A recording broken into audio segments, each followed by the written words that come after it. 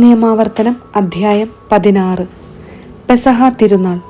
അബീബ് മാസം ആചരിക്കുകയും നിന്റെ ദൈവമായ കർത്താവിന്റെ പെസഹ ആഘോഷിക്കുകയും ചെയ്യുക. അബീബ് മാസത്തിലാണ് നിന്റെ ദൈവമായ കർത്താവ് രാത്രിയിൽ നിന്നെ ഈജിപ്തിൽ നിന്ന് പുറത്തേക്ക് നയിച്ചത്. നിന്റെ ദൈവമായ കർത്താവ് തന്റെ നാമം സ്ഥാപിക്കാൻ വേണ്ടി തിരഞ്ഞെടുക്കുന്ന സ്ഥലത്ത് ആടുമാടുകളിൽ നിന്ന് അവിടുത്തേക്ക് പെസഹാബലി അർപ്പിക്കണം. അവയോടുകൂടെ പുളിപ്പുള്ള അപ്പം ഭക്ഷിക്കരുത്. 7 ദിവസം യാതനയുടെ അപ്പമായ പുളിപ്പില്ലാത്ത അപ്പം നീ ഭക്ഷിക്കണം. നീ ഈജിപ്തിൽ നിന്ന് പുറത്തു കടന്ന ദിവസത്തെപ്പറ്റി ജീവിതകാലം മുഴുവൻ ഓർമ്മിക്കുന്നതിന് വേണ്ടിയാണിത്. തിടുക്കത്തിലാണല്ലോ ഈജിപ്തിൽ നിന്ന് നീ പുറപ്പെട്ടത്. 7 ദിവസത്തേക്ക് നിന്റെ അതിർത്തിക്കുള്ളിൽ പുളിമാവ് കാണരുത്. പ്രഥമ ദിവസം സായാഹ്നത്തിൽ അർപ്പിക്കുന്ന ബലിയുടെ മാംസത്തിൽ അല്പം പോലും പ്രഭാതം വരെ അവശേഷിക്കുകയും അരുത്. നിന്റെ ദൈവമായ കർത്താവ് നിനക്ക് തരുന്ന പട്ടണങ്ങളിൽ ഏതിലെങ്കിലും വെച്ച് പെസഹാബലി അർപ്പിച്ചാൽ പോരാ. നിന്റെ ദൈവമായ കർത്താവ് തന്റെ നാമം സ്ഥാപിക്കുന്നതിന് വേണ്ടി തിരഞ്ഞെടുത്ത സ്ഥലത്ത് വെച്ച് സൂര്യാസ്തമയ സമയത്ത്, അതായത് നിങ്ങൾ ഈജിപ്തിൽ നിന്ന് പുറപ്പെട്ട സമയത്ത് പെസഹാബലി അർപ്പിക്കണം. നിന്റെ ദൈവമായ കർത്താവ് തിരഞ്ഞെടുക്കുന്ന സ്ഥലത്ത് വെച്ച് അത് വേവിച്ച് ഭക്ഷിച്ചതിനു ശേഷം രാവിലെ എഴുന്നേറ്റ് കൂടാരത്തിലേക്ക് മടങ്ങണം. 6 ദിവസം പുളിപ്പില്ലാത്ത അപ്പം ഭക്ഷിക്കണം. 7-ാം ദിവസം നിന്റെ ദൈവമായ കർത്താവിന് വേണ്ടി നിങ്ങൾ ആഘോഷപൂർവ്വം ഒരുമിച്ച് കൂടണം. അന്ന് ജോലിയൊന്നും ചെയ്യരുത്. ആഴ്ചകളുടെ തിരുനാൾ. 7 ആഴ്ചകൾ എണ്ണുക. കൊയ്ത്ത് തുടങ്ങിയ ദിവസം മുതലാണ് ആഴ്ചകൾ എണ്ണേണ്ടത്. അനന്തരം നിന്റെ ദൈവമായ കർത്താവ് നിനക്ക് നൽകുന്ന അനുഗ്രഹങ്ങൾക്കൊത്ത വിധം സ്വാഭീഷ്ട കാഴ്ചകൾ സമർപ്പിച്ചുകൊണ്ട് അവിടത്തേക്ക് ആഴ്ചകളുടെ തിരുനാൾ കൊണ്ടാടുക. നിന്റെ ദൈവമായ കർത്താവ് തന്റെ നാമം സ്ഥാപിക്കുന്നതിനു വേണ്ടി തിരഞ്ഞെടുക്കുന്ന സ്ഥലത്ത് വെച്ച് നീയും നിന്റെ മകനും മകളും ദാസനും ദാസിയും നിന്റെ പട്ടണത്തിലുള്ള ലേവ്യനും നിന്റെ ഇടയിലുള്ള പരദേശിയും അനാഥനും വിധവയും അവിടുത്തെ മുൻപിൽ സന്തോഷിക്കണം. ഈജിപ്തിൽ നീ അടിമയായിരുന്നെന്ന് ഓർമ്മിക്കുക. ഈ കൽപ്പനകളെല്ലാം ശ്രദ്ധാപൂർവം അനുസരിക്കണം. കൂടാര തിരുനാൾ. ധാന്യവും വീഞ്ഞും ശേഖരിച്ചു കഴിയുമ്പോൾ 7 ദിവസത്തേക്ക് കൂടാര തിരുനാൾ ആചരിക്കണം. ഈ തിരുനാളിൽ നീയും നിന്റെ മകനും മകളും ദാസനും ദാസിയും നിന്റെ പട്ടണത്തിലുള്ള ലേവ്യനും പരദേശിയും അനാഥനും വിധവയും സന്തോഷിക്കണം. നിന്റെ ദൈവമായ കർത്താവ് തിരഞ്ഞെടുക്കുന്ന സ്ഥലത്ത് അവിടത്തേക്ക് 7 ദിവസം തിരുനാൾ ആഘോഷിക്കണം. നിന്റെ എല്ലാ വിളവുകളും പ്രയത്നങ്ങളും നിന്റെ ദൈവമായ കർത്താവ് അനുഗ്രഹിക്കും. നീ സന്തോഷപൂരിതനാവുകയും ചെയ്യും. ആണ്ടിൽ 3 പ്രാവശ്യം പുളിപ്പില്ലാത്ത അപ്പത്തിന്റെ തിരുനാളിലും ആഴ്ചകളുടെ തിരുനാളിലും കൂടാര തിരുനാളിലും നിന്റെ ദൈവമായ കർത്താവ് തിരഞ്ഞെടുക്കുന്ന സ്ഥലത്ത് പുരുഷന്മാരെല്ലാവരും സമ്മേളിക്കണം. അവർ കർത്താവിന്റെ മുൻപിൽ വെറും കൈയോടെ വരരുത്. നിന്റെ ദൈവമായ കർത്താവ് നിങ്ങൾക്ക് നൽകിയിരിക്കുന്ന അനുഗ്രഹങ്ങൾക്കൊത്ത വിധം ഓരോരുത്തരും കഴിവ് അനുസരിച്ച് കാഴ്ചകൾ സമർപ്പിക്കണം. നീതിപാലനം. നിന്റെ ദൈവമായ കർത്താവ് നൽകുന്ന പട്ടണങ്ങളിൽ ഗോത്രം തോറും ന്യായാധിപന്മാരെയും സ്ഥാനികളെയും നിയമിക്കണം. അവർ ജനങ്ങൾക്ക് നിഷ്പക്ഷമായി നീതി നടത്തിക്കൊടുക്കട്ടെ. നിന്റെ വിധികൾ നീതി വിരുദ്ധമായിരിക്കരുത്. നീ പക്ഷപാതം കാട്ടുകയോ കൈക്കൂലി വാങ്ങുകയോ അരുത്.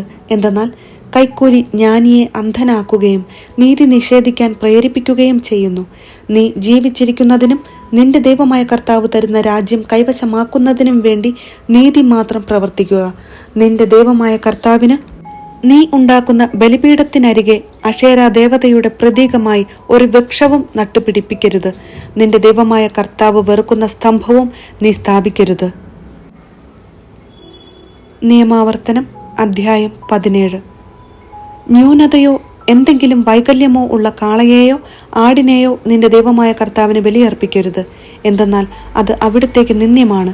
നിന്റെ ദൈവമായ കർത്താവ് നിനക്ക് തരുന്ന ഏതെങ്കിലും പട്ടണത്തിൽ സ്ത്രീയോ പുരുഷനോ ആരായാലും അവിടുത്തെ മുൻപിൽ തിന്മ പ്രവർത്തിച്ച് അവിടുത്തെ ഉടമ്പടി ലംഘിക്കുകയും ഞാൻ വിലക്കിയിട്ടുള്ള അന്യദേവന്മാരെയോ സൂര്യനെയോ ചന്ദ്രനെയോ മറ്റേതെങ്കിലും ആകാശശക്തിയെയോ സേവിക്കുകയും ആരാധിക്കുകയും ചെയ്യുന്നുവെന്ന് ആരെങ്കിലും പറഞ്ഞ് നീ കേട്ടാൽ ഉടനെ അതിനെപ്പറ്റി സൂക്ഷ്മമായി അന്വേഷിക്കണം.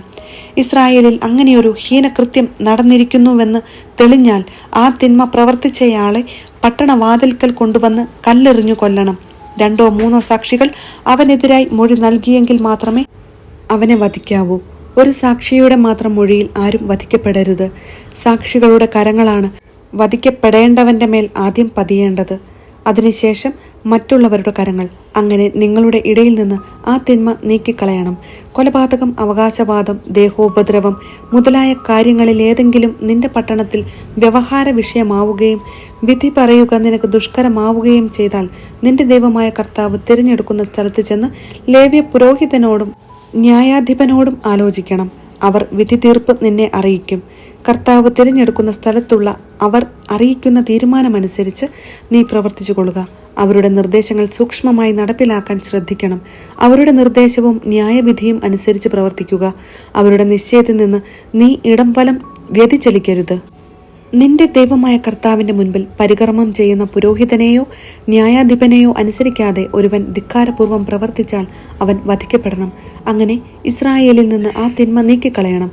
ജനം ഇത് കേട്ട് ഭയപ്പെടുകയും പിന്നീട് ഒരിക്കലും ധിക്കാരപൂർവ്വം പെരുമാറാതിരിക്കുകയും ചെയ്യട്ടെ. രാജാവിനെക്കുറിച്ചുള്ള നിർദ്ദേശങ്ങൾ. നിന്റെ ദൈവമായ കർത്താവ് നിനക്ക് നൽകുന്ന ദേശം കൈവശമാക്കി നീ താമസം ഉറപ്പിച്ചു കഴിയുമ്പോൾ ചുറ്റുമുള്ള ജനതകൾക്കെന്നതുപോലെ നിനക്കും രാജാവ് ഉണ്ടായിരിക്കണം എന്ന് നീ ആഗ്രഹിച്ചാൽ നിന്റെ ദൈവമായ കർത്താവ് തിരഞ്ഞെടുക്കുന്ന ആളെയാണ് രാജാവാക്കേണ്ടത്. നിന്റെ സഹോദരരിൽ നിന്നു മാത്രമേ രാജാവിനെ വാഴിക്കാവൂ. പരദേശിയെ ഒരിക്കലും രാജാവാക്കരുത്. രാജാവ് കുതിരകളുടെ എണ്ണം വർദ്ധിപ്പിക്കരുത്. അതിനായി ജനം ഈജിപ്തിലേക്ക് മടങ്ങിപ്പോകാൻ ഇടയാക്കുകയും അരുത്. ഇനി ഒരിക്കലും ആ വഴിയെ തിരികെ പോകരുതെന്ന് കർത്താവ് നിന്നോട് കൽപ്പിച്ചിട്ടുണ്ടല്ലോ. രാജാവിന് അനേകം ഭാര്യമാരുണ്ടായിരിക്കരുത്. ഉണ്ടെങ്കിൽ അവന്റെ ഹൃദയം വഴിതെറ്റിപ്പോകും. രാജാവ് തനിക്കു വേണ്ടി പൊന്നും വെള്ളിയും അമിതമായി സംഭരിക്കരുത്. രാജാവ് സിംഹാസനസ്ഥനായി കഴിയുമ്പോൾ ലേവ്യ പുരോഹിതരുടെ പക്കൽ സൂക്ഷിക്കപ്പെടുന്ന ഈ നിയമത്തിന്റെ ഒരു പകർപ്പ് പുസ്തകച്ചുരുളിൽ എഴുതിയെടുക്കണം. അവൻ അത് സൂക്ഷിക്കണം. തന്റെ ദൈവമായ കർത്താവിനെ ഭയപ്പെടുകയും ഈ നിയമത്തിലെ എല്ലാ അനുശാസനങ്ങളും ചട്ടങ്ങളും ശ്രദ്ധാപൂർവം പാലിക്കുകയും ചെയ്യാൻ ജീവിതത്തിലെ എല്ലാ ദിവസവും അത് വായിക്കുകയും ചെയ്യണം. അങ്ങനെ തന്റെ സഹോദരനേക്കാൾ വലിയവനാണ് താനെന്ന് അവൻ വിചാരിക്കുകയോ പ്രമാണങ്ങളിൽ നിന്ന് ഇടം വലം വ്യതിചലിക്കുകയോ ചെയ്യാതിരിക്കട്ടെ.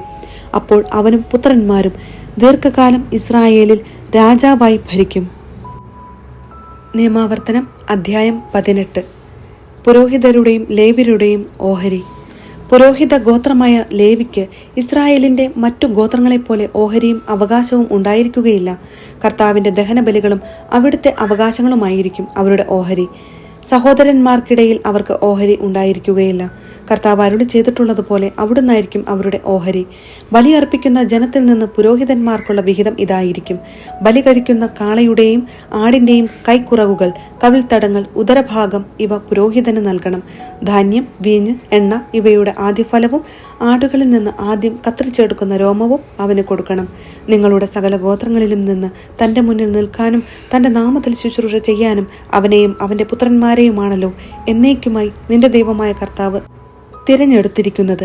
ഇസ്രായേൽ പട്ടണങ്ങളിൽ എവിടെയെങ്കിലും താമസിക്കുന്ന ഒരു ലേവ്യൻ കർത്താവ് തിരഞ്ഞെടുക്കുന്ന സ്ഥലത്തു വരാൻ ആഗ്രഹിക്കുകയാണെങ്കിൽ വന്നുകൊള്ളട്ടെ.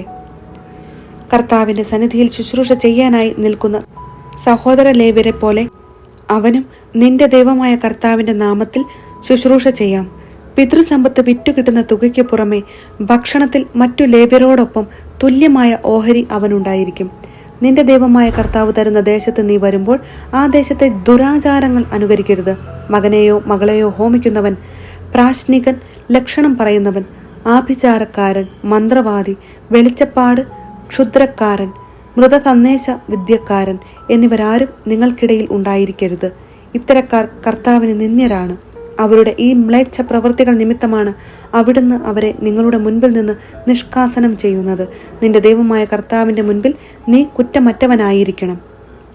മോശയെപ്പോലെ ഒരു പ്രവാചകൻ. നീ കീഴടക്കാൻ പോകുന്ന ജനതകൾ ജ്യോത്സ്യരെയും പ്രാശ്നികരെയും ശ്രവിച്ചിരുന്നു. എന്നാൽ നിന്റെ ദൈവമായ കർത്താവ് നിന്നെ അതിനനുവദിച്ചിട്ടില്ല. നിന്റെ ദൈവമായ കർത്താവ് നിന്റെ സഹോദരങ്ങളുടെ ഇടയിൽ നിന്ന് എന്നെപ്പോലെയുള്ള ഒരു പ്രവാചകനെ നിനക്കു വേണ്ടി അയക്കും. അവന്റെ വാക്കാണ് നീ ശ്രവിക്കേണ്ടത്. ഹോറബിൽ സമ്മേളിച്ച ദിവസം നിന്റെ ദൈവമായ കർത്താവിനോട് നീ യാചിച്ചതനുസരിച്ചാണ് ഇത്.